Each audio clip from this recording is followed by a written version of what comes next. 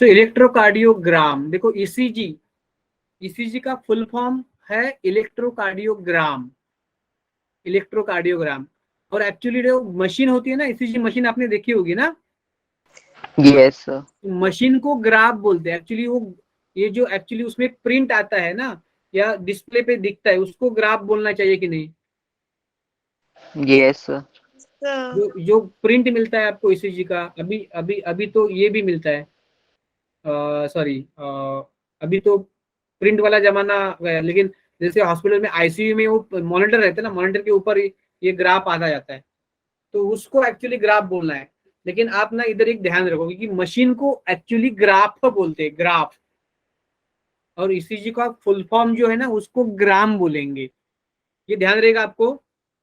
Yes sir. Machine is called as electrocardiograph. हाँ, इतने इतने से भी 4 मार्क्स चले जाते हैं ना बच्चों के, अंडरस्टैंडिंग। मशीन को, ये ग्राफ को ग्राफ बोलते हैं, लेकिन एक्चुअली मशीन को भी ग्राफ बोलते हैं, ग्राफ, ग्राफिकल। तो ईसीजी का मतलब है graphical representation of electrical activity of the heart. हमें पता है कि हार्ट जो है वो मायोजेनिक है, खुद ब खुद कॉन्ट्रैक्ट होता है। वो नर्वस सिस्टम पे, न्यूरॉन के स्टिमुलस पे या न्यूरॉन के एक्शन पोटेंशियल पे, नर्व इंपल्स पे डिपेंड नहीं है।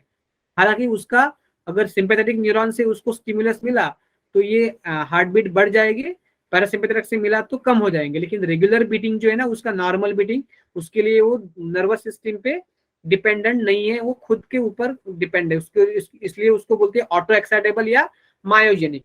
तो ये जो इलेक्ट्रिकल एक्टिविटी होती है, एक्शन पोटेंशियल होता है, वो हार्ट के मसल के अंदर रहता है। तो एक्चुअली ये बॉडी के सरफेस में भी आ सकता आता है। एक्चुअली ये जो वेव्स होते हैं ना, कॉन्ट्रैक्शन के वेव्स होते हैं, वो बॉडी के सरफेस पे भी आते हैं, लेकिन वो वीक होते हैं इतने कि हमें उसका एहसास नहीं होगा कि हमारे बॉडी में से कोई इलेक्ट्रिकल लहर जा रही है, वेव आ रही है, ऐसा हमें पता नहीं चलता, क्योंकि वो बहुत ही वीक रहती है। You understanding? Yes sir. अगर आपने कोई इलेक्ट्रिकल सर्किट में कोई मतलब आपके बॉडी का पार्ट, तो आपको इलेक्ट्रिकल शॉक लगा, तो वो तो बहुत पावरफुल होता है उसका वोल्ट, तो वो पता चलता है। लेकिन ये होता है ना, ये हार्ट में होता है, लेकिन वो बहुत ही वीक होता है, तो वी कैनॉट रियलाइज और वी कैनॉट फील दैट। तो इसके लिए ना साइंटिस्ट ने क्या किया कि इलेक्ट्रोग्राफ कार्डियोग्राफ की मशीन बनाई। और इसके जो फादर है, फादर ऑफ इलेक्ट्रोकार्डियोग्राफी, उनका नाम है Einthoven. First ECG recorded by Waller, इसका नाम तो भूल जाएंगे तो चलेगा।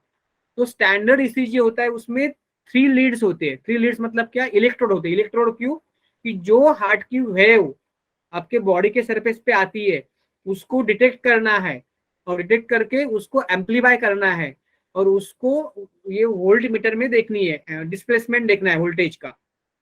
अंडरस्टैंड? तो इलेक्ट्रिकल इलेक्ट्रोड या लीड्स लगाते हैं, स्टैंडर्ड में 3 लगाते हैं।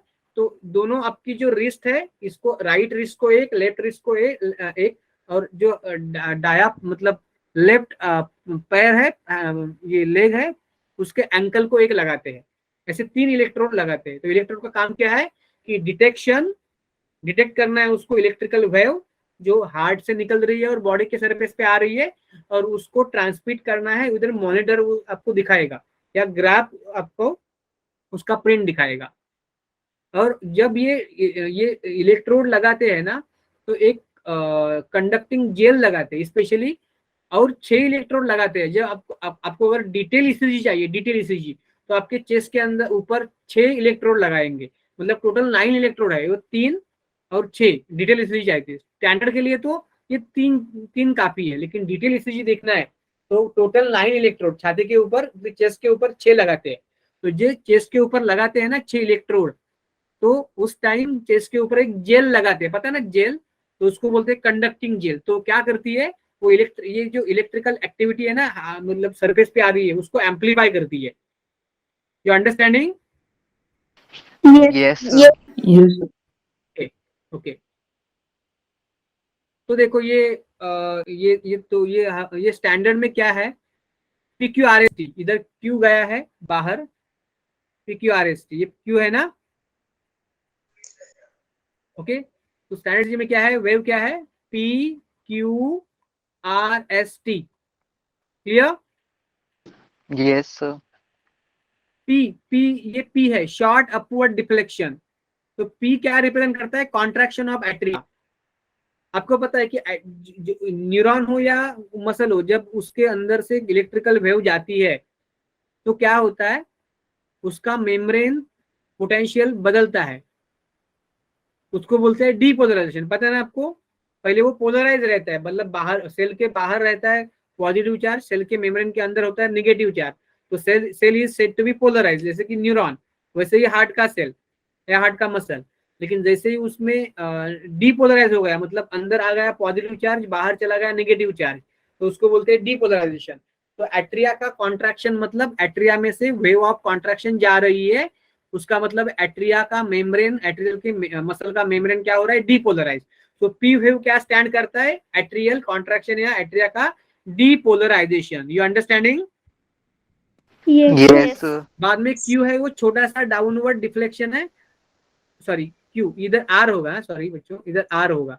आर है वो बड़ा वाला अपवर्ड डिफ्लेक्शन है, और एस फिर से छोटा वाला डाउनवर्ड डिफ्लेक्शन है। क्यूआरएस कॉम्प्लेक्स क्या करता है? क्यूआरएस कॉम्प्लेक्स ये पूरा QRS complex it represent atrial systole या एट्रियल डीपोलराइजेशन, एट्रियल डीपोलराइजेशन।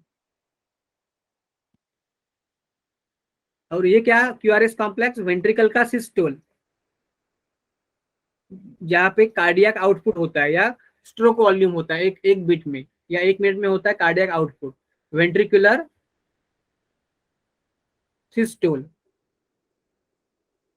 मतलब वीएस, मतलब ventricular depolarisation. You understanding? Yes, sir. और टी है broad, T broad upward deflection है। तो ये टी क्या होता है? ये है जॉइंट डायस्टोल या वेंट्रिकुलर डायस्टोल। क्या होता है ये? क्या होगा? वेंट्रिकुलर डायस्टोल होगा या जॉइंट डायस्टोल होगा? वीडी होगा, ventricular diastole, ventricular relaxation diastole. Clear? Yes, sir. मतलब वेंट्रिकुलर रीपोलराइजेशन। आपको न्यूरल नर्वस सिस्टम हुई हुई है क्या? Yes, sir. तो ये आपको पता होगा ना, डीपोलराइजेशन रीपोलराइजेशन नहीं भी है तो हम लोग लेंगे ये चैप्टर नर्वस सिस्टम वाला।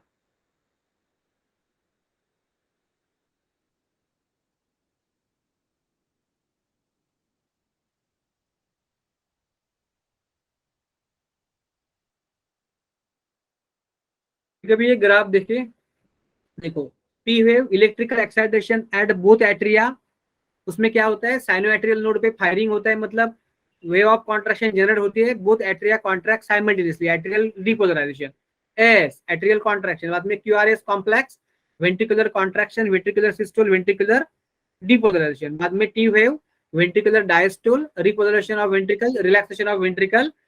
ओके, मतलब जॉइंट, सॉरी, हाँ, जॉइंट डायस्टोल का भी थोड़ा पार्ट है ना, थोड़ा, क्योंकि वेंट्रिकल जब डायस्टोल हो रहा है उसका मतलब जॉइंट डायस्टोल भी हो रहा है ना। You understanding? Yes, sir. Okay, क्योंकि वेंट्रिकुलर डायस्टोल के पहले एट्रिया ने भी डायस्टोल शुरू करा था, तो जब वेंट्रिकुलर डायस्टोल हो रहा है तो उसका मतलब जॉइंट डायस्टोल है। ओके, लेकिन वेंट्रिकल कॉन्ट्रैक्शन के टाइम भी एट्रिया का डायस्टोल रहता है। तो वेंट्रिकल कॉन्ट्रैक्शन तो भी एट्रिया का रिलैक्सेशन या डायस्टोल, और वेंट्रिकल का डायस्टोल तो भी एट्रिया का डायस्टोल कंटिन्यू है। तो एट्रिया का डायस्टोल पहले से था, वेंट्रिकल के कॉन्ट्रैक्शन के टाइम भी था, अभी वेंट्रिकल डायस्टोल करना शुरू करा है, डायस्टोल कर रहा है, तो भी एट्रिया डायस्टोल कंटिन्यू है, तो उसको बोलेंगे joint diastole. Clear? Yes, sir. Okay okay, तो ऐसे होता है। तो हार्ट रेट कैसे पता करें? वेंट्रिकुलर कॉन्ट्रैक्शन से ना, क्योंकि कितनी बार बीटिंग हो रहा है, मतलब कितनी बार कॉन्ट्रैक्शन हो रहा है, आप गिन सकते हो 1 मिनट में। तो जितने भी number of QRS complex per minute is equal to heart rate. 1 minute में कितने होंगे क्यूआरएस कॉम्प्लेक्स? 1 मिनट कितने होंगे? 72 क्यूआरएस कॉम्प्लेक्स होंगे नॉर्मल पर्सन में, in normal person, right? Yes, sir. तो ईसीजी कैसे देखो? ईसीजी आप ये भी मतलब आप पी वेव भी मेजर कर सकते हो, क्यू भी मेजर कर सकते हो, एस बी टी में, लेकिन इसमें सबसे प्रोमिनेंट क्या है, क्यू आर एस कॉम्प्लेक्स है ना, क्योंकि सबसे ऊंचा आता है वो, आप इजीली रिकॉग्नाइज कर सकते हो, यू अंडरस्टैंड। तो Q R S complex most prominently visible है। तो 1 मिनट के अंदर कितने क्यू आर एस कॉम्प्लेक्स हो गए, मतलब कितनी बार वेंट्रिकल ने कॉन्ट्रैक्ट करा, तो 72 बार कॉन्ट्रैक्ट करा। अगर 72 टाइम है तो नॉर्मल ईसीजी है आपका, अगर उससे कम है या ज्यादा है तो थोड़ा एबनॉर्मल है, you understanding. Yes, sir. Yes. Yes. So it can be, heart rate can be measured by counting the number of QRS complex per minute। ये सब मैंने आपको बोल दिया है। तो QRS ये ECG has a great clinical significance, उसे एक्चुअली पता चल सकता है कि it is one of the primary indicator of whether your heart is acting normally और नॉट। लेकिन अभी ना क्या है कि अभी ये ईसीजी पे रिलाई नहीं रहते डॉक्टर, कुछ उनको लगा तो वो मतलब 2D इको वगैरह करते हैं, तो कभी कभी ये नॉर्मल भी आ जाता है, लेकिन ये आपकी बात नहीं, आपके लेवल की बात नहीं है। आप जब एडवांस स्टडी कर लोगे तो आपको पता चलेगा, आपके लेवल में बस इतना ही है, क्योंकि आपको अभी किसी का ईसीजी देख के डायग्नोस तो नहीं करना कि क्या हो रहा है उसको, you understanding this thing. Yes. Yes.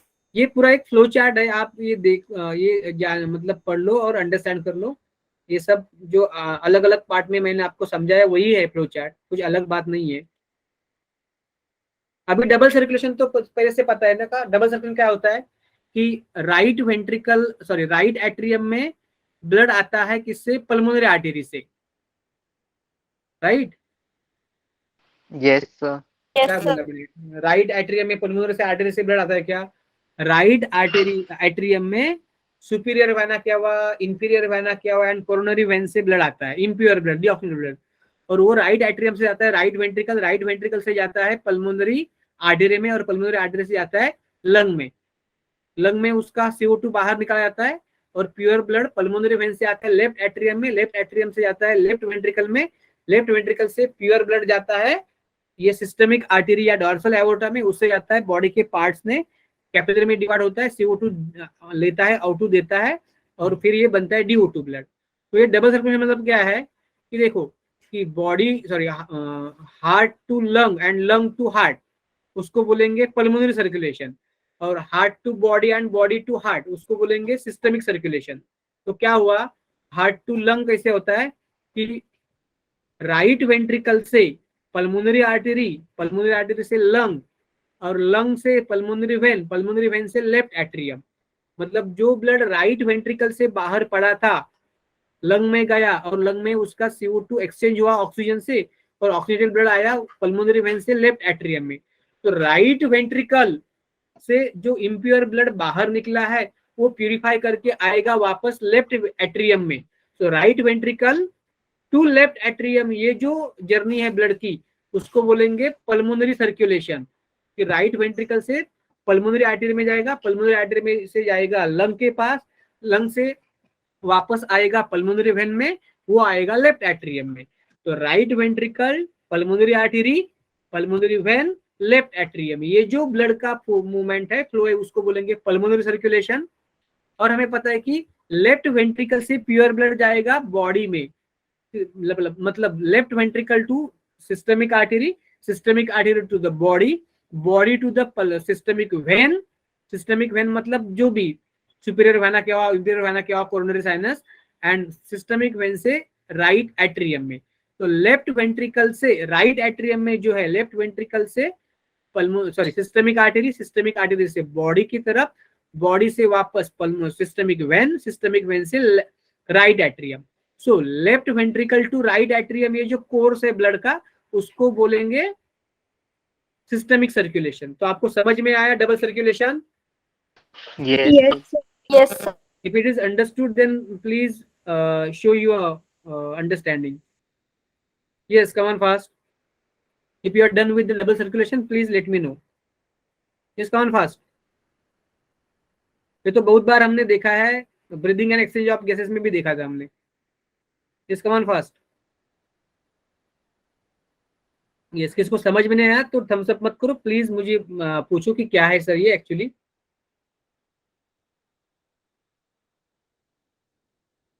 ठीक है,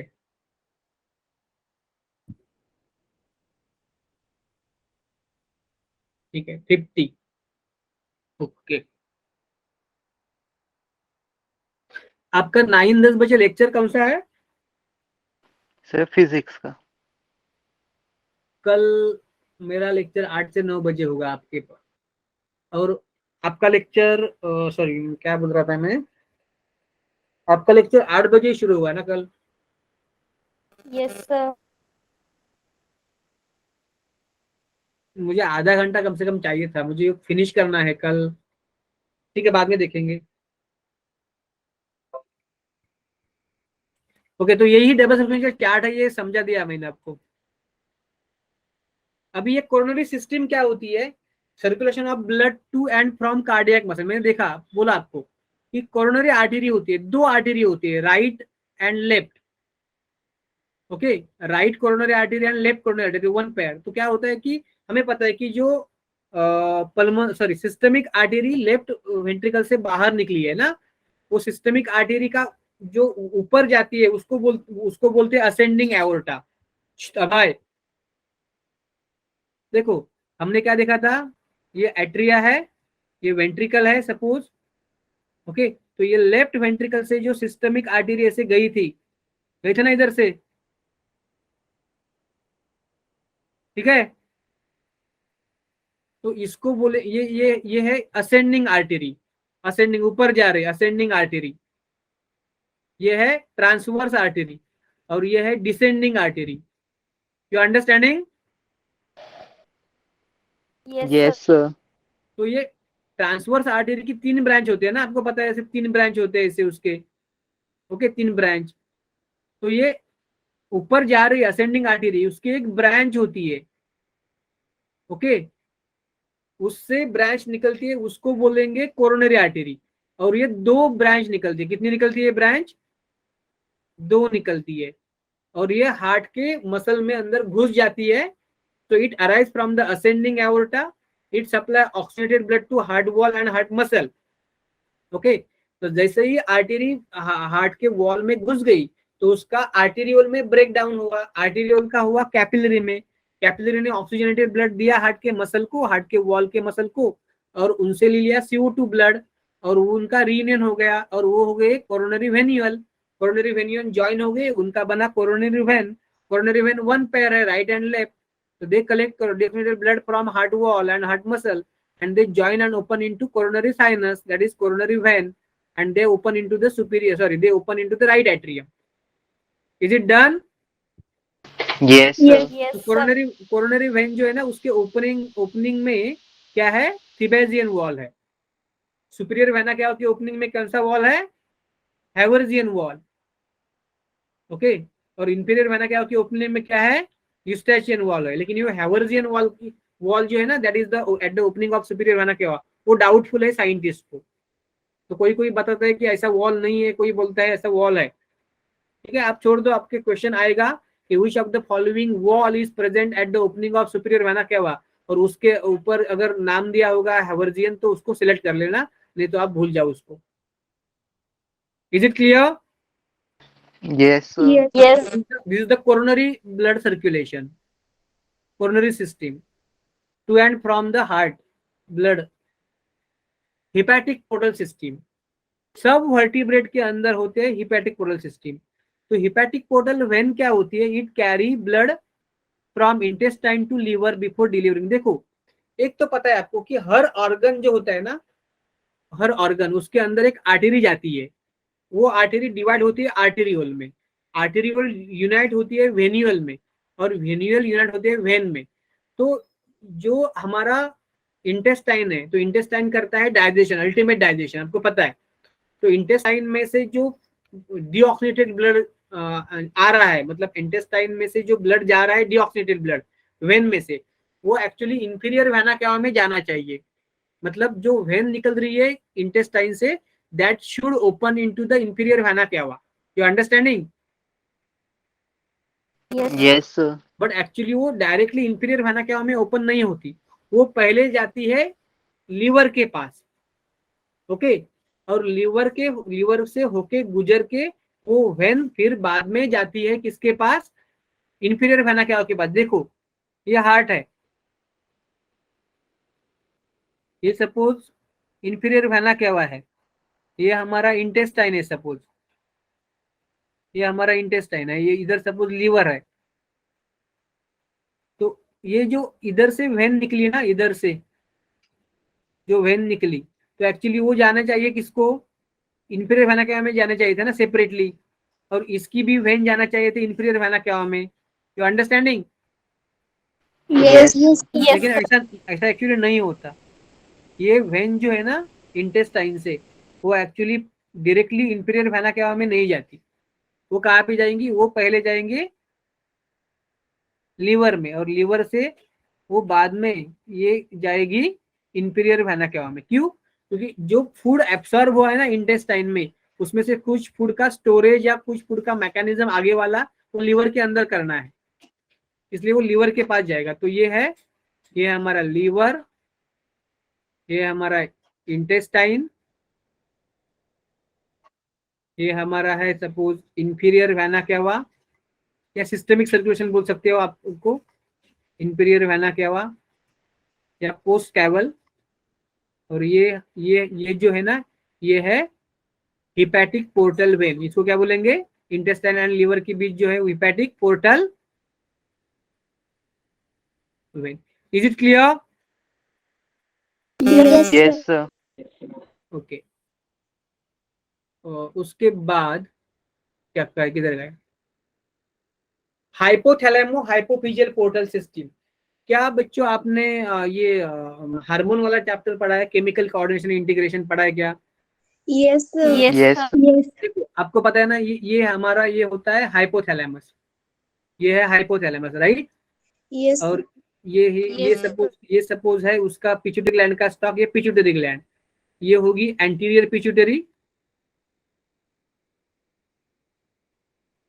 और ये है पोस्टीरियर पिट्यूटरी। तो पोस्टीरियर पिट्यूटरी में डायरेक्टली न्यूरॉन के एंडिंग है ना, पता है ना आपको?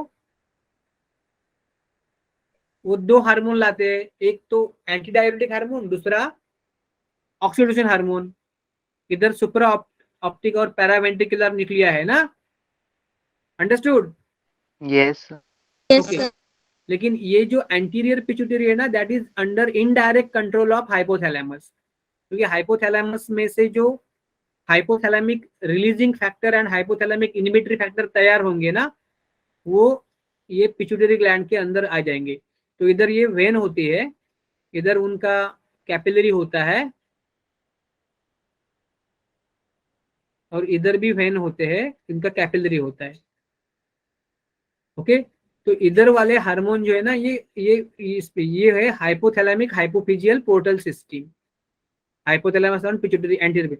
So hypophyseal portal vein offload hypothalamic neurohormone releasing or inhibitory factor into anterior pituitary और hypophysis। तो जो हाइपोथैलेमस के अंदर जो रेगुलेटरी फैक्टर मतलब स्टिमुलेटरी या इनिबिटरी फैक्टर बनेंगे, वो जाएंगे एंटीरियर पिट्यूटरी ग्लैंड के अंदर। कैसे जाएंगे, ये पोर्टल वेन के पोर्टल सिस्टम के द्वारा जाएंगे। You understood? Yes. ओके। तो ये रीनल पोर्टल सिस्टम क्या है, ये वेल डेवलप है फिश एंड एम्फीबिया में, लेकिन बर्ड्स में और रेप्टाइल्स में रिड्यूस है, और मैमल में एक्चुअली ये पूरा एब्सेंट है। लेकिन रीनल पोर्टल सिस्टम नाम की एक पोर्टल सिस्टम होती है, हम देख लेंगे। ये क्या करते हैं, upload deoxygenated nitrogenous waste rich blood from posterior body and lower limb into kidney. देखो इसको जान लो, इतना इसका इंपॉर्टेंट नहीं है। पल्स क्या होता है आपको पता है? Pulse, it is a wave of distension felt in wall of artery following every ventricular contraction. किसका माइक ऑन है? Who is that? Who is talking? Shailaja, क्या हो रहा था बेटा? हाँ, I don't want this type of presence. ठीक है? You should be mentally alert here. Is it good to go? आगे जा सकते हैं? Yes, sir. Yes, sir. देखो, पल्स मतलब क्या कि हर बार वेंट्रिकल कॉन्ट्रैक्ट होगा तो एक वेव आएगा, और वो है वो आर्टरी के अंदर भी चला जाएगा। और इधर ये पल्स देखते हैं ना, इधर पल्स, तो जितनी बार हार्ट का कॉन्ट्रैक्शन होगा वेंट्रिकल का उतनी बार पल्स आएगा इसमें। Okay, so it can be felt by superficial artery, radial artery, और इधर भी फेल्ड कर सकते हो, टेम्पल्स, एंकल्स में भी, और it can be use to measure heart rate. Blood pressure आपको पता है, ब्लड प्रेशर क्या है? It is a pressure exerted by blood on the wall of vessel. जैसे कि ब्लड जा रहा है आर्टरी से, ब्लड वेसल से, तो जो ब्लड ने प्रेशर डाला है आर्टरी के वॉल के ऊपर या ब्लड वेसल के वॉल के ऊपर, उसको बोलेंगे blood pressure. Understood? Yes, sir. Yes, sir. Shailaja बेटा, आप लेक्चर में ध्यान दो, हाँ बेटा, ऐसा ऐसा नहीं चलेगा, ठीक है? शैलजा फिर से लेट होगी वो, नाम ले लिया तो। ओके, देखो इधर, तो pressure systolic and diastolic. Systolic मतलब क्या? जब वेंट्रिकल कॉन्ट्रैक्ट होते हैं तो ब्लड के ऊपर का प्रेशर ज्यादा होता है, ओके, तो उसको बोल देंगे सिस्टोलिक ब्लड प्रेशर। तो उसका नॉर्मल अपर लिमिट क्या है? 120 मिलीमीटर ऑफ एचजी से ज्यादा नहीं होना चाहिए। और जब वेंट्रिकल रिलैक्स होते हैं तो वो ब्लड प्रेशर घटता है, लो होता है, मतलब थोड़ा गिरता है नीचे, तो उसको बोलते हैं डायस्टोलिक और relaxing blood pressure of ventricle. Okay, तो इसका मिनिमम वैल्यू होना चाहिए या मैक्सिमम 80 मिलीमीटर ऑफ एचजी। तो पल्स प्रेशर क्या है? ये कॉन्ट्रैक्शन एंड रिलैक्सेशन का डिफरेंस जो है ना, 40 मिलीमीटर ऑफ एचजी नॉर्मल, उसको बोलेंगे pulse pressure. You understanding? Yes, sir. Yes. उसके बाद डिसऑर्डर बचे हैं हमारे। डिसऑर्डर एक 5-6 है, एक्चुअली इधर मैंने 10-12 लिखे हैं, लेकिन कम है ये। और लिम्फेटिक, तो कल के लेक्चर में हम लोग पूरा फिनिश करवाएंगे ये पूरा chapter with your MCQ. Are you understanding?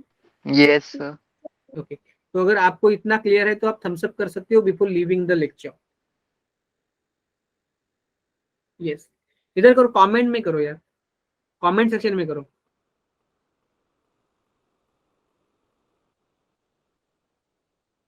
आप इधर भी कर सकते हो, लेकिन ये कमेंट सेक्शन में भी करो।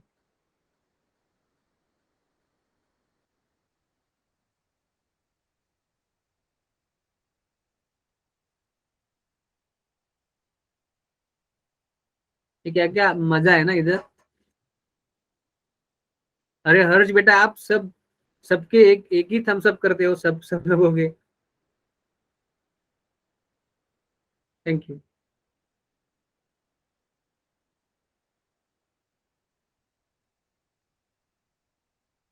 ठीक है, कल हम ये सर्कुलेशन फिनिश करवा देंगे। मैं आपको एक बात पूछना चाहूंगा बिफोर लीविंग द लेक्चर, कि आपने देखा होगा कि अभी हम लोग थोड़ा एनसीईआरटी के से बाहर जा रहे हैं, थोड़ा सा मतलब बहुत ही जा रहे हैं, लेकिन क्या आप ये डाइजेस्ट कर पा रहे हो क्या? क्योंकि आपने Yes, एनसीईआरटी में sir.